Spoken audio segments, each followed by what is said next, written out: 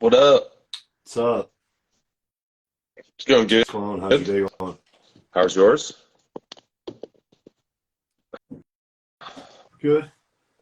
Finished updates. Glad that finished paying taxes today. That was like a big stressor that I was trying to Yeah, get I done. got mine done. IRS hates me. Yeah, yeah. Damn it. But what That can you happens do? when you make the big bucks. Yeah. Alrighty. Sweet. So we'll get rolling on this. We're getting some people coming in. There we go. Got it. It's funny because I actually just did a podcast, I think it was Tuesday, with Chris Tuttle on like Yeah. talking about digestive health and the importance of all these things and bodybuilders because him and I were talking about it because he's big on that too, and he wanted me to come on and talk.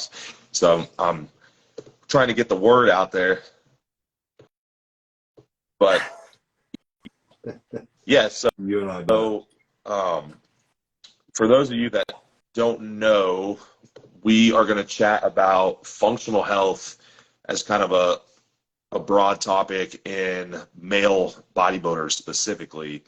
So I think that functional health is obviously pretty hot right now, for good reason, but it's generally kind of specialized around women, especially female competitors.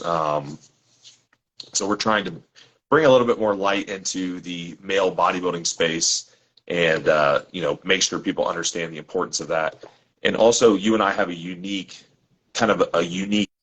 perspective because we both at least are or have been or competed, at times, and we both had our own Yeah. issues and dealt with those. And we both work with males, like a good amount of males that are in this functional space. It's not just females. I think a lot of people are kind of really wrapped up in the female space. So um, we'll dive into that a little bit. And guys, feel free to ask questions in the little question box or put them in the chat too. We can definitely field any questions you guys have. But I wanted to kind of kick it off and go over what kind of issues we're commonly seeing in men and how that may differ from women because there are a lot of similarities, but there are a lot of things that do differ. Of course, males don't have menstrual cycles, so we can kind of delete that out right now.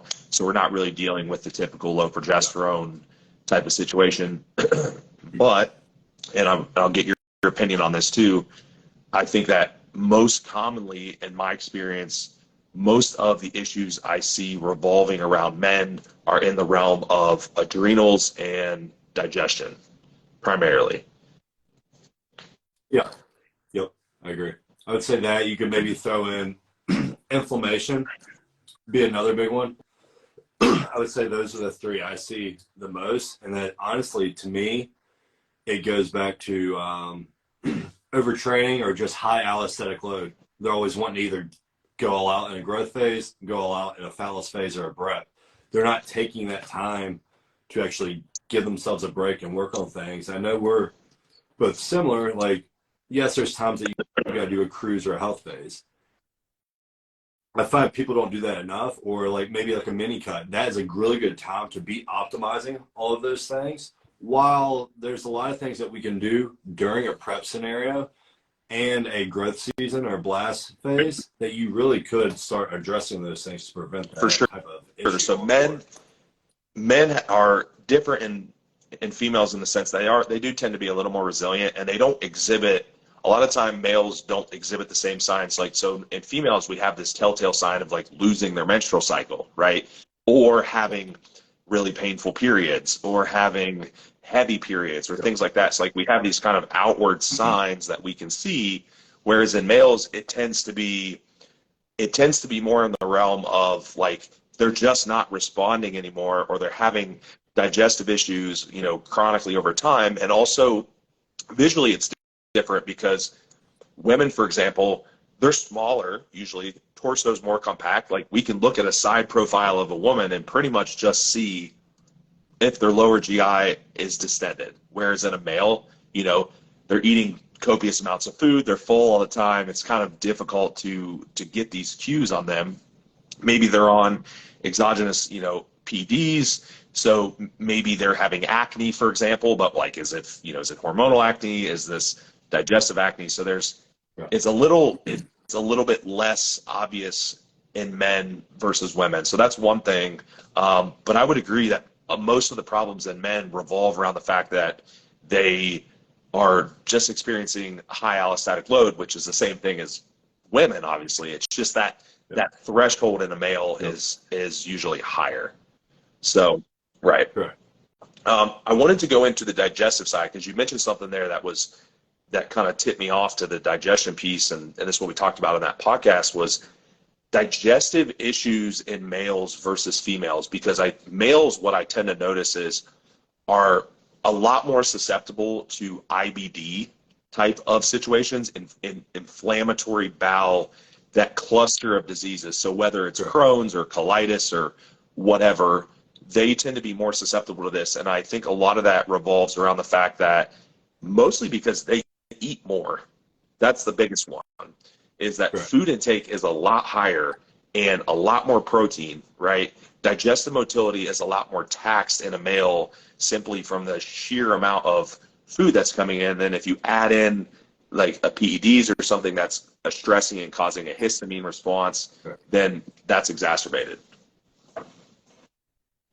Yeah, I agree. I mean, like, I would say, like, if you think about, they're hammering more food altogether, but they're also their meals. We're still in that bro age where everybody thinks you have 6 meals all day long. They're forgetting that you can go 4 meals apart. And the other thing, like you had brought up telltale signs, like, you can look at skin. You can I kind of get a little bit more in depth with everyone. Do you have dandruff? Yeah, cool. Okay. Do you have oral thrush? We start digging all those things that, yes, it's 100% they eat more, they're more stressed. I would say it's not one of those things where maybe you see the signs like a female, but you're maybe seeing them have fattier stools. Maybe they're seeing their food in their stool. Maybe their distension, they could be peeled in shape, but they still have that little bit of distension, kind of like that turtle shell, where you can just tell they're inflamed. But most of all, a lot of these guys could be peeled in shape or in really good shape in a growth phase, but you can tell by their face that they're just inflamed. I'm sure you agree with the same thing.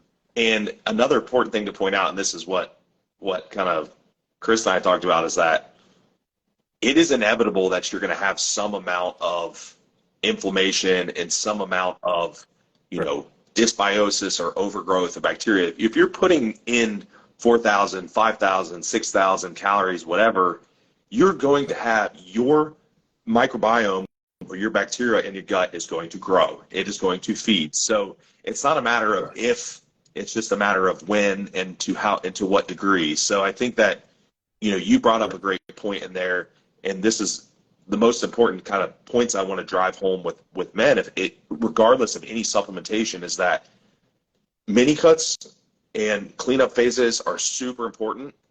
Setting yourself up for prep is super important.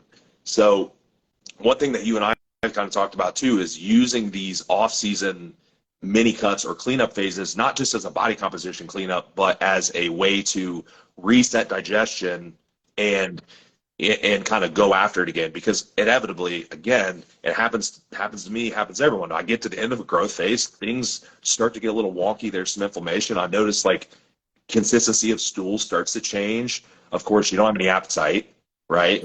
And then this is your chance to really clean those things up, because I think that outside of, I would say the majority of people probably don't get too fat. They just are functioning so poorly that they can't absorb nutrients anymore.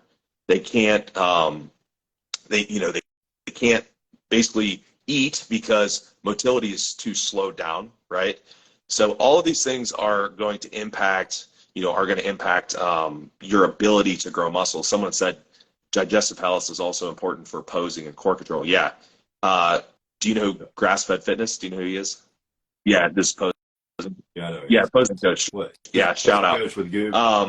So 100% true. And that's something that I see, especially when you start getting up into that higher level of, bodybuilders, you see this. Yeah. Well, it's like, how do I control it? It's like, not just doing vacuums, man. You can't just do a bunch of vacuums and expect your gut to be pulled in if you're, a bag of inflammation. A great example was my guy Felix, right? When he did North Americans, big guy, super heavyweight, all this stuff. Right. His midsection was so tight, it was almost concaved when he came out. Why? Because we worked a long time to work on digestive issues, right? So those things are super important. Someone asked here about mini cuts. Let's go back. Would a lack or decrease of appetite be a sign to do a mini cut? Let's see. You think that's not a question? Yeah. Okay. So yes and no. I think you have to have some more context in there. I think it depends on like where you're at. I mean, me, I'm not gonna go straight to a mini cut.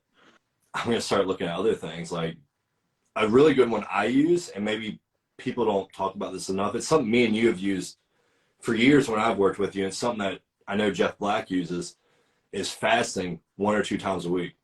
I know everybody freaks out about that, but I'm telling you, like, that is one of those tools that I save during certain periods of a growth phase to help their appetite, to help their gut health, insulin sensitivity, and to clear inflammation. Like an example of what it looked like, maybe fast until 9 o'clock, 10 o'clock at night, or maybe 8 o'clock, and you could do something as simple as 100 grams of protein, 20 grams of fat, 20 grams of carbs from fruit and veggies, nuts, seeds, that type of thing. That's a very simple thing that I would do for someone that has a lack of appetite.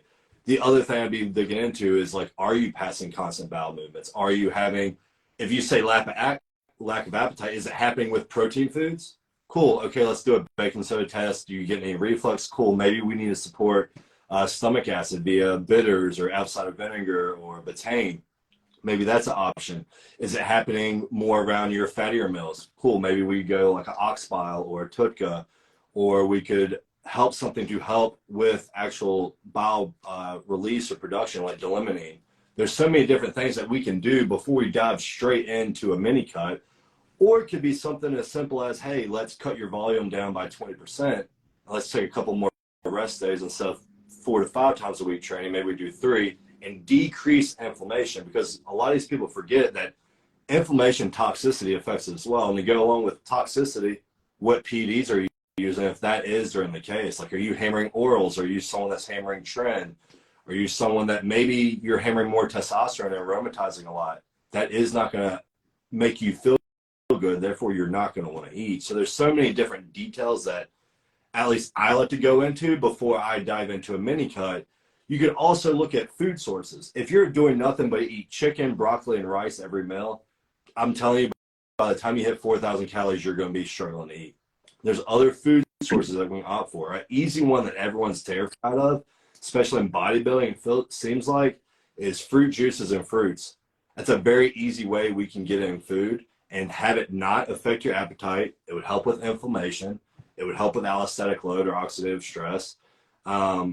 You can just find other ways to get in food when appetite becomes an issue before it's time to pull back and try to trim the body. And something that when you get more intuitive to this, something that I do is I kind of build this right into my food progression with people. Is like, as I build food, I will intentionally change food sources. Kind of, it's not an instantaneous thing. It's not like all of a sudden now we're eating this much and we have to change it, but I kind of watch the feedback.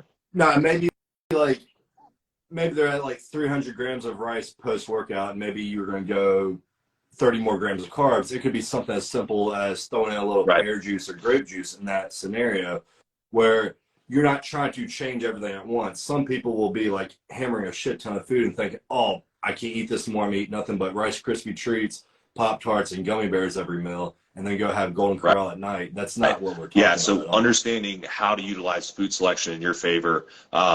Protein sources, same thing. Understanding like which protein sources digest well with you. Also, protein intake as a whole. Like knowing where your protein intake is going to be beneficial, because a lot of guys overconsume protein, right?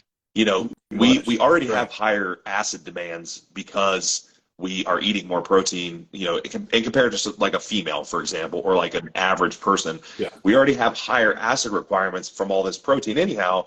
So outside of just hammering down 8 capsules of betaine per meal, like we can actually lower protein intake, because also the other energy substrates, carbs and fat, are already protein sparing anyhow, right? So it's, and then sometimes we're like, oh, I'm on PEDs. I'm like, okay, but people forget that while androgens do potentially increase protein synthesis, they also decrease protein breakdown also. So it's not like it's kind of the net effect is not really in one direction or the other.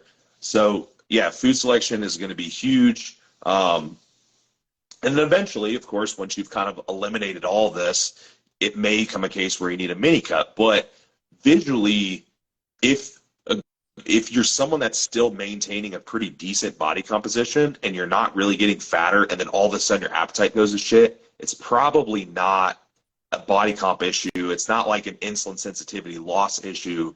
It's probably a food selection issue or a systemic stress issue. Another one you mentioned that we can touch on a little more is meal frequency in these folks. I'd like to, like leveraging an intra workout within a shorter, a smaller meal frequency is really helpful. Guys, don't chug your intra workout in 20 minutes at the beginning of the session. Spread that stuff out, right?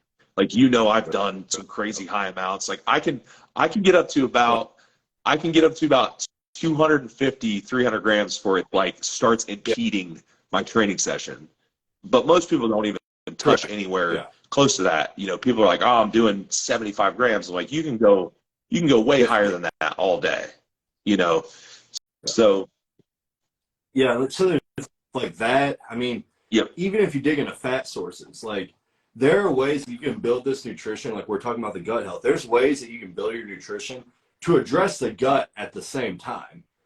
Simple. Put ghee in there. That's help with butyrate and help with the gut lining. You could do MCT I've been oil doing a or bunch of coconut oil. MCTs. One, this can digest very fast. Yeah. You can do shots of MCTs, but also like it's going to help with any overgrowth that you would have indirectly. There's ways that you can incorporate this in your food. Other thing, I mean, you can look at stool regularity. Are you someone that's backed up more? Cool. Are you hydrated? Are you actually getting all the nutrients to be able to pass a stool? You could maybe do something as simple as include ginger in a couple of your meals. There's so many different ways you can address everything that I find most people, it's almost now like great that the functional health is all in the rave now and it's all the rage, but it's almost like most of these bodybuilders that at least come to me, they're looking for an issue. Instead of just going through the process, there are going to be times during a growth phase when you're pushing food that your gut is going to be distended. That is part of the freaking process. But it's almost nowadays that since this is talked about so much, either A, it's ignored, or B, we turn an issue out of nothing when realistically the issue is you're overstressing, you're overcomplicating everything. So that's another thing I like to point out. Are you someone, I have a few cases now, are you someone that's just trying to find an issue because XYZ coach is posting all that stuff all the time? That's another common thing I see along with it. The other thing is the whole mini cut thing. I'm not trying to make it all bodybuilding, but a lot of these guys want to do a mini cut just because they're uncomfortable. Unfortunately, when you're in the growth phase and you have to go up a weight class, like you, for example, you don't have much longer in light heavyweight. You're going to have to go to the heavyweight class that you're going to have to spend some time being uncomfortable. And that's just part of the game when it comes to actually trying to compete in and understanding the difference between like being full and actually having a GI issue. It's not the same thing. So some things you guys can look for too is visually, if you're full at the end of the day or as the day progresses and you're eating food, okay, it makes sense. If you're distended when you wake up in the morning, that is not good. Right.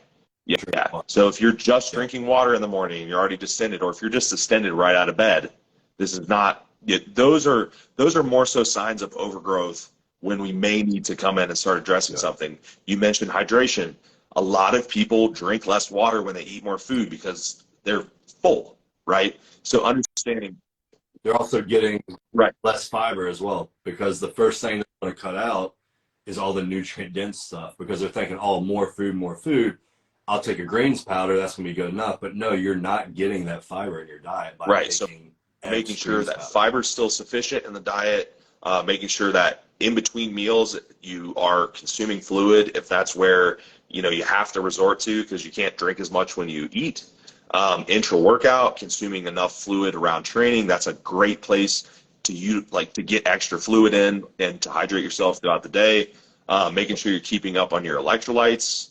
You know, I mean, all those things are going to be important. With higher food, electrolyte demands go up, right? You need, in order to Right. shuttle glucose, in order to move motility, you can't eat, you can't take in the same amount of sodium at 6,000 calories as you do at 2,000. It's not going to work. So Correct. a lot of things you guys can do just as far as food selection and basically free stuff, right? Before you even get into anything else. But something we can also touch on here is preventative things and some basic supplementation that we can utilize in these either prep phases that are obviously kind of stressful or really stressful in the body, or off-season phases, like baseline supplements that we can utilize. So you mentioned a few. You talked about things based on your symptoms. So utilizing bile acid support for fat digestion, utilizing betaine for protein or amino acid digestion. Now, there are other baseline stuff that is helpful. Integrity of the gut lining is super important. So mucus layer and integrity of the gut lining. This is going to help you stave off a lot of those systemic issues that people are getting, and keep things kind of contained in the gut and keep that gut moving. So these are glutamine. That's a big one. Pretty inexpensive. Zinc carnosine, aloe potentially. Those are kind of our heavy hitters for what we would call soothers or gut lining support. They will directly increase mucosal layer integrity, which is what's protecting you from this lining of your GI. Yeah, I would agree. I would say, like, other things I like to use. When we think of NAC, everyone's like just thinking, oh, liver support. I'm using it more. I want to keep detox pathways open.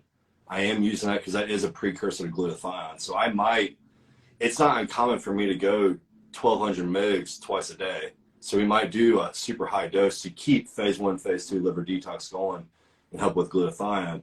You mentioned the zinc carnosine, the aloe, the glutamine. There may be times that maybe I don't use glutamine, maybe I use colostrum, maybe you are someone I feel you need a little bit more immunoglobulins. That might be another example. You could always do digestive enzymes, whether it's plant-based, or you could do, like, beef pancreas is a common one I use. You could do the whole bitters thing. I kind of opt for that for anything before I do, at times, or took or anything, because it kind of covers everything. It covers digestive enzymes, stomach acid production, and then bile production as well. So that's like an easy thing you could do. You could incorporate, I mean, you could, this isn't uncommon as well, to maybe incorporate a couple prokinetics, maybe include ginger as we're pushing food, just to keep them going. That might be another common one. I would say that covers a lot of baseline support. The rest would be maybe if it's like a cleanup phase, maybe I do use as a time that I really start attacking the gut. Maybe that's a case where maybe I feel they have XYZ issue. Maybe we use something that's very broad spectrum, or maybe I use it as a time to really attack the gut lining and go a little bit more in depth with inflammation as well. So maybe a curcumin and a boswellia, maybe a quercetin with bromelain attack histamine. That's not uncommon to do. Maybe with that glutamine during that time, maybe I push it to a little bit higher dose, because if you think about a cleanup phase, if you've done your growth phase right, cleanup phases shouldn't be lasting months and months and months.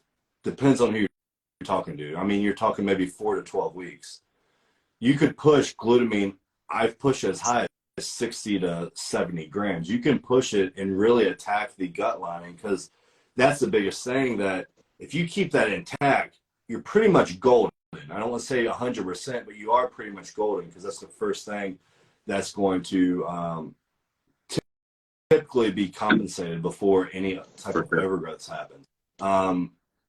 Maybe that would be a time I'd maybe incorporate the fasting. I like to incorporate that with some people during those times. I would say those are some few things. Maybe we mentioned like the adrenal stuff. I might do some baseline adrenal stuff, maybe like Morphocalm, something like that. Maybe some basic adaptogens while addressing their training. Anything else, I'm not throwing any glandular support or anything unless I'm seeing bloods. That's the other thing that I at least consider is usually during these cleanup phases, I'm getting bloods. So that allows me to kind of navigate or pivot what domino I want to flip during this phase. Yes, we want to clean up body fat, insulin sensitivity, but now I'm also using actual data to see, hey, this is underlying that we were not seeing based For on sure. biofeedback. Definitely agree on all those points. Someone asked turmeric and ginger combination for liver health. Anti-inflammatory will help with, assuming it's a good extract of turmeric for curcumin, and ginger's more going to be motility, digestive motility. I suppose indirectly they may help with liver health, but that probably wouldn't be my first go-to for the liver. Okay, so let's see here. So we'll kind of veer away from digestion a little bit, and let's go into we can go into that kind of adrenal side of things because there's some certain characteristics in men that are a little bit less common in women that tend to drive this stressor. And again, these are not absolute statements because if you see enough cases, you're gonna see every possible combination eventually. However, men, when they start getting into the weeds of functional health or whatever, men tend to be even more hypervigilant than women in terms of, obsessing about things. Women tend to obsess about things like body composition, wanting to do their cardio, don't take my cardio away, like things like that. Whereas men tend to obsess about what supplement can I take for this? What supplement can I take for that? Then you end up with this, the list, right? The huge list. So men will fall into that category, or they fall into the side of they just don't give a shit about anything at all, and they basically don't care what happens to them. Okay, so they're usually going to fall into one of those two categories, neither of which are good. However, when we're talking about the side that doesn't care at all, this is something that people need to understand, is that if you want to optimize your results, if you want any longevity in your bodybuilding, if you want to function throughout the day, be able to hold down a job, feel halfway decent, all of these things, all these things matter. I can give you perfect examples. Several of the male bodybuilders that I've worked with come in, they have a number of these things going on. All of a sudden, we correct them, and then they start responding. It wasn't more PEDs. It wasn't more food. It wasn't more training. It was none of those things. It had nothing to do with how much citrus bergamot they were taking. It had nothing to do with the squat pattern that we were using. They knew how to train. It was not any of these things. It was literally just the fact that they can't absorb food, and they can't sleep, and they can't train effectively, right? So that's where our problem lies. But let's talk about adrenals a little bit. And one thing that's super important before we point out anything else is and we both probably talked about this before you go in and start trying to heavily manipulate cortisol, tests. Guys, make sure that you test. I can't tell you how many times I've had people come in with cortisol that's smashed into the tank, and they're taking a number of supplements to lower it, an already low level. So careful with that. Things to look for. I think one thing that we could do that would be helpful for people is just point out kind of what signs and symptoms kind of look like for people if they don't have testing in front of them. For people with low cortisol, low neurochemicals, we're talking dopamine, epinephrine, these are very flat, have a hard time getting stimulated, hard time finding enjoyment in things that you probably maybe used to enjoy, hard time getting motivated to train, hard time, any number of things, right? Apathetic is the word that I'll usually use. Whereas a higher cortisol person will, depending on their pattern, will generally notice spikes in energy here and there, drops in energy. This is if they're having a lot of peaks and valleys, irregularities in blood glucose, perhaps high blood glucose, tired and wired feeling. You're tired, but you can't sleep. So those people generally are stimulated but fatigued, anxious but fatigued, right? So I think it's important to kind of point out the two before you go in and start trying to manipulate supplements. So let's talk about things that we can do right out of the gate before we touch any supplementation that's going to help everyone. First one I'm going to do is I'm just going to address training. I mean, I'm going to pull your training volume down. No, that doesn't mean that you necessarily have to go 2 to 3 reps in reserve. I might not do that. I might be as simple as remove all the junk volume. If you're someone that's in there 2 to 3 hours, I'm going to cut your session down to 45 minutes to 60 minutes, get you in and out. A simple thing I might do is I might put someone on a modified fortitude training.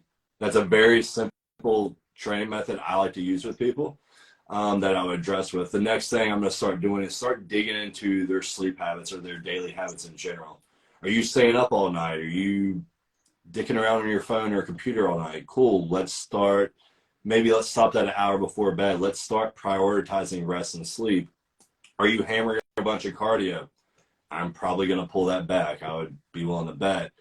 Are you someone that's on the NEAT rage and you got to do 50,000 steps upon waking? I am probably going to tell you to stop doing that, because again, you're like, yes, you're not on a cardio machine. That is still stress. You cannot tell me if you're obsessing about that. That's not stress on the body. And that if you don't hit your specific number of steps, that in your head, you're not saying, oh, I didn't meet my goal. I failed today. That is going to cause a cortisol response 100% of the time. So I might start addressing that. The biggest thing I might do, like I would say I always do with everyone across the board, is let's work on stress perception. A common thing that you told me to do, and I tell everyone to do it now, so I give credit to you. Make a checklist. Every time you get stressed out, put a check down. The other thing I might tell you to do is write down what it was, write out how you handled it, and then come your check-in time, let's go through it and let's go through stuff. You'd be amazed how many times that you're stressing about stuff that's out of your control. And a simple thing, like an analogy I give people, because they'll be like, oh, I'm really not that stressed. Then we get on the phone and we start talking. It's like, cool, your normal stress is the end of the world to the other person. And the analogy I like to use is, imagine you're just standing there at work or whatever you're doing, and someone goes behind you with a needle and they jab you right in the back. The first time it's like, ow, that hurts. Imagine now they're going to do that every hour, only hour, every day for the rest of your life. The first few days, it's going to be miserable. After about a couple of weeks, you ain't used to it. Why? You're desensitized to it. It's the same thing with stress. Your normal stress could probably be really bad. You could be someone that your boss is on your ass, your wife is on your ass, your finances are terrible, you pay too much attention to current events with politics or the economy.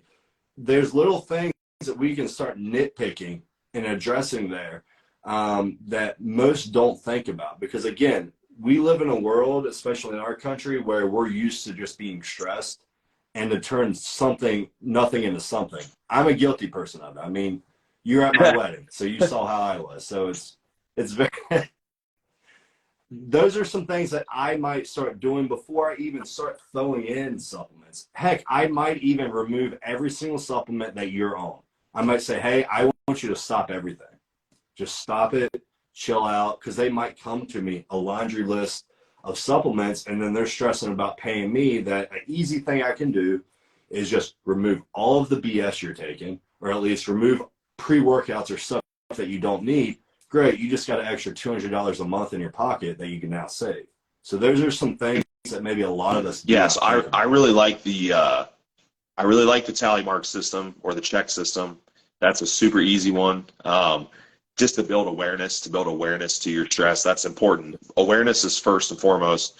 Another way that you can build awareness is just take inventory of the things that you think about the most, and then figure out what your connotation to them is. So when I say that, for example, steps. Okay, cool.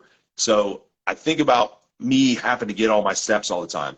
Okay, but what does this provoke when you think about it? Is it anxiety? Is it excitement? Is it like accomplishment?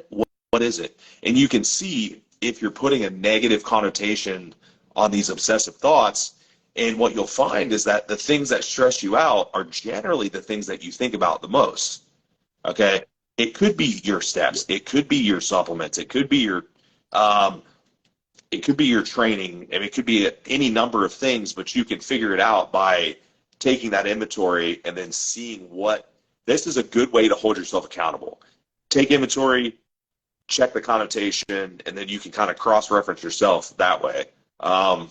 Another thing that's important to point out is desensitization, like you said, is that if you're always trying to raise that ceiling of, dopamine and this excitatory response, your stress perception is going to be garbage, because now you need all of this up here just to feel anything, right? And this is addiction, is what that is.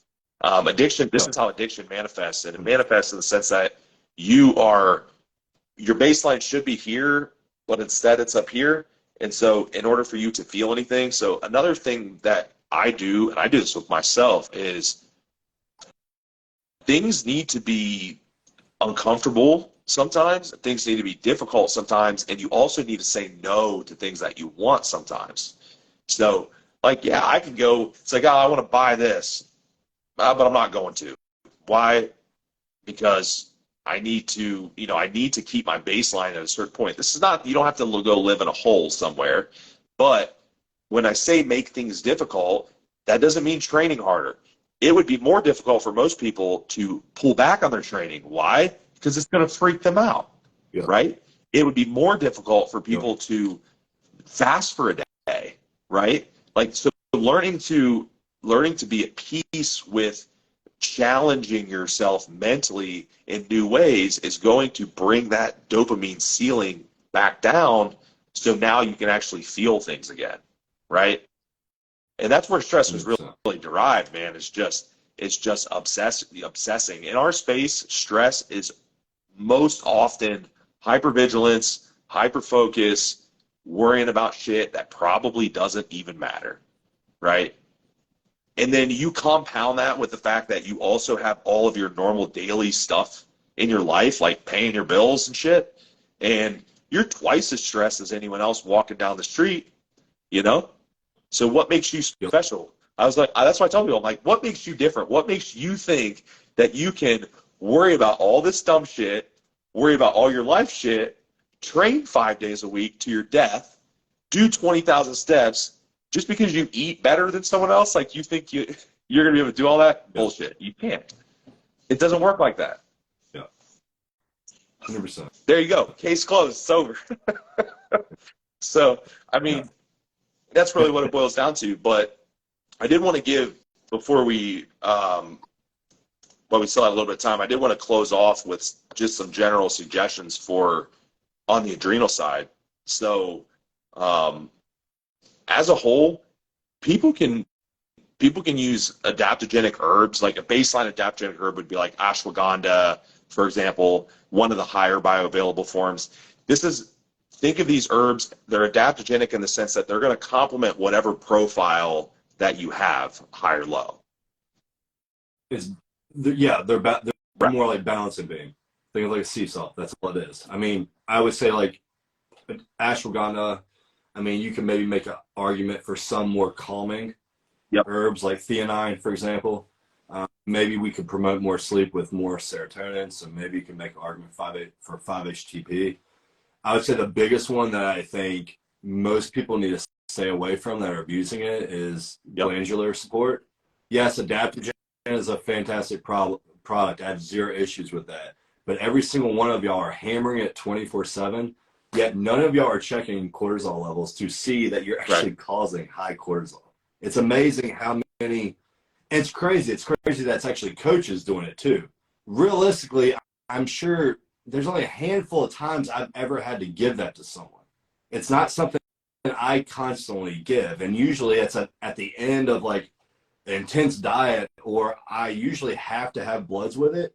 At the same time, when we're doing it, I'm usually balancing it out with other adaptogens to make sure that we are stabilized and getting those healthy cortisol patterns. So like, I think we agree on the same ones, is just opt for things that are going to balance it. Don't go straight for like licorice root or anything like that. Like that specialized stuff you need to have labs for, or 100% know what you need. I would say you're a good example that you've done this so long and you have had adrenal insufficiency more than once, that you kind of know when you can do and not do Right. things without lab work. I'm pretty sure we could agree. You kind of know certain periods of when you would need this support, that support. But most people, whether they're experienced competitors or not, they're not going to always know, because again, they still are in the weeds where they can't even figure out what is good stress, what is bad stress, or even if they're stressed at all. 100%. Yeah. So understanding it's a balancing act. So if you are checking labs, we're not going to be able to explain Dutch testing in 5 minutes. We're not even going to do that. But that's your more advanced cortisol and circadian pattern testing. But if you can get blood work, I pretty much have fasted cortisol in every single blood work. You might as well, if you're drawing the blood, you might as well go ahead and put it on there. So yes, it's only a snapshot in time, so it doesn't necessarily give us the pattern. It doesn't tell us total levels, but what it can tell us at the very least is if you're having an awakening response in the morning and how high is that response. So when you do get your fasted labs, make sure you're getting them done within a couple hours of waking. If you're getting your cortisol done 5 hours after you wake up, it's not going to give you what you need. So most people are getting fasted labs already. A lot of people use life extension, for example. They have it on their lab. Most of their like weight loss panels that are popular already, get it on there. Levels that we should be looking for are generally going to be somewhere in the range of probably like 12 to maybe 17, depending on the person, 16, 17, somewhere in there. Guys, look at symptoms. If you're an 11 and you feel really good and nothing else is wrong, cool, awesome, that's fine. If you're an 18 and everything's pretty good and you've been pushing hard in training, cool, no problem. But we're often, when I see lows, I'll see like sevens. That is low no matter how you feel, right? If I'm seeing a 25, that is high regardless. Usually what that tells me is that the person is just really poorly reporting their biofeedback to me. And what they're telling me is not actually how their body's functioning. And generally, if you're seeing a 6 on cortisol, you're going to see all kinds of other shit wrong anyhow. So it's going to be pretty obvious. Like you can see that. I mean, other things you maybe look at, I like to use insulin for it as well. If I see it super low, 100%, that's going on. If you're not going to get labs, most of these people are already checking blood glucose. If you're randomly going hypo in and out throughout the day, 100% there's some adrenal things going on. A very simple thing you can do is just throw in some more fructose. That's a very simple thing that you could do. Maybe add in a little bit more fats. I would say that's an easy one to look at. I mean, I guess you could look at all the other markers that would correlate with stress and inflammation. But if you're not someone that's going to fork out $400 for a Dutch test, you can at least do an AM reading. You can look at your insulin levels. If you tend to see reverse T3 super high as well, most likely there's some stress and inflammation there. And even if it's not directly stress or inflammation, there's something that's causing most likely a nutrient deficiency. That again is going back to most likely a stomach acid or a bile issue, which then goes back to a stress and inflammation issue. I would say majority of the time. There's other ways that you can kind of pick these pieces, because again, you might get labs and your cortisol would be absolutely perfect.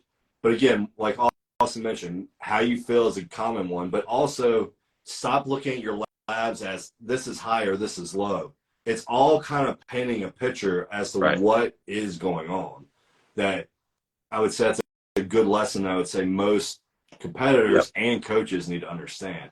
Just because this is high, we don't freak out. We need to dig deeper and see what Right. is going Yeah, on for everything's a sure. cascade always. So, I do a lot of lab consultations with people, and that's a lot of what it is. It's like, yeah, anyone can look at a lab and see the little things lit up red, right? It's not difficult, or black, or whatever the color. Right. It's when they're not lit up. It's when they're not high or low on the thing, but it's high or Right. low on what So, we would go by. right. That's the stuff that Optimal ranges, and also understanding the context and correlations.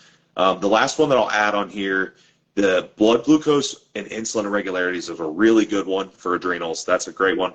Cortisol is fine to use. Electrolytes is the other one that we can use. Also, that's one that I see that a lot. I see it a lot. That's one thing I taught in that adrenal class, was looking at ratios of sodium to potassium in your blood work. If your sodium is way up on the range or even above range and your potassium's low on the range, that is adrenal hyperfunction. Aldosterone levels go up, Correct. you retain water, retain sodium. On the flip side of that, if your adrenals are hypofunctioning, your potassium is going to be higher, your sodium is going to be lower. Those are people that like pee all the time, like they're thirsty even though they drink plenty of water. Yeah, you're over excreting water, you're over excreting sodium. I even actually, funny because I actually will use like really high sodium with those people when we're healing, and it's a super helpful thing to do. But understanding that is going to be pretty important when you're piecing those labs together, because again, that cortisol is not always 100% reliable marker. No. So, I mean, even like you brought real quick with electrolytes, like a good thing, like say you have blood pressure issues, if you see those electrolytes off, instead of jumping to a BP medication, a simple one is if you are highly stressed, I'm willing to bet you could add in a little bit more potassium in there, which I'm sure you do the same thing. Brings it right down. Cortisol case. I bet you money your blood pressure is perfectly fine at that point, and you don't need telmisartan. Even though I think it's great, I don't think you need to rush to it. I figured that out years ago when I was looking at like blood pressure medication. I was kind of trying to learn about them, and I'm like, why do they prescribe diuretics as a blood pressure medication, or why do they prescribe a diuretic with another blood pressure medication? And then I'm like, they also, a lot of these drugs, like, ARBs, for example, affect the RAS cycle. So I'm like, why are all these things interacting with electrolytes and fluid? And then it's like, okay, that's because aldosterone levels are going up, and it's creating more intravenous pressure, right? So, and then you add on top of that vasoconstriction that can occur a lot of time, and there's too much pressure against the walls of the vessel. So like Trey said, literally changing the amount of sodium and potassium that you eat is helpful. Guys, if you're eating, bodybuilders, if you're eating nothing but fucking chicken and rice, and you have no potassium sources in your diet, and you're salting the fuck out of your foods, and you're stressed as hell, there you go. You gotta, like, electrolytes, sodium's only one electrolyte. It's one thing. So, you got to make sure that you have a balance there, because like you said, they're removing all these nutrient-dense foods out of their diet, and those nutrient-dense foods are normally the ones that have potassium in them and don't have much sodium, right? So rice is void of everything. There's nothing in rice, guys. It's like there's hardly any nutrients. Eat some fucking potatoes. But anyhow, we'll cut it off there. I think that was a really good intro to bodybuilding, functional health. So thank you guys for listening. We'll repost this. I'll tag you and stuff so you'll see it. And talk to you guys next time. See ya. Cool. I'll see you, buddy. Have a good weekend.